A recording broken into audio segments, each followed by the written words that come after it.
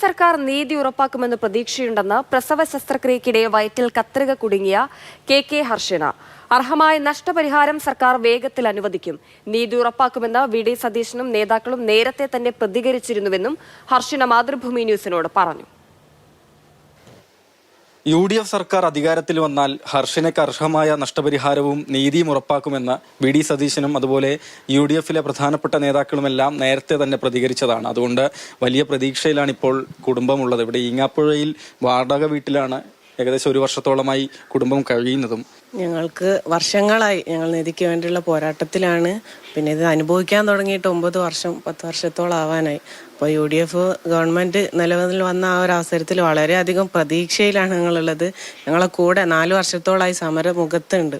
അപ്പോൾ ആ ഒരു തുടക്കം മുതൽ നമ്മൾ കൂടെ ഉണ്ട്. UDF ഇപ്പോൾ മന്ത്രിസഭയിലുള്ള ഭൂരിപക്ഷം ആളുകളും നമ്മൾ കൂടെ വന്ന് നമുക്ക് നീതി ഉറപ്പാക്കും എന്ന് ഉറപ്പ് പറഞ്ഞവരാണ്.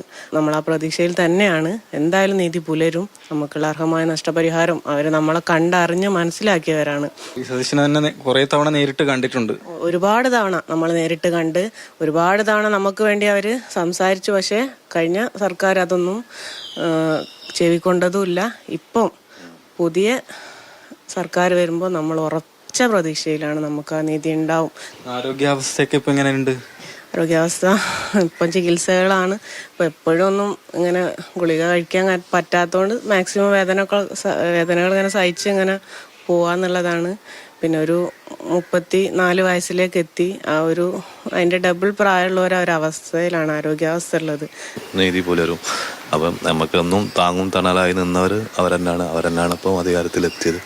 അതുകൊണ്ട് 100% പ്രതീക്ഷയുണ്ട്. ഇപ്പോൾ ഈ ഭരണമാറ്റത്തിന്റെ സാഹചര്യത്തിൽ അത് വേഗത്തിൽ ഉണ്ടാകും എന്നൊരു പ്രതീക്ഷയിലാണ്, വിശ്വാസത്തിലാണ് ഹർഷനയും കുടുംബവും ഉള്ളത്.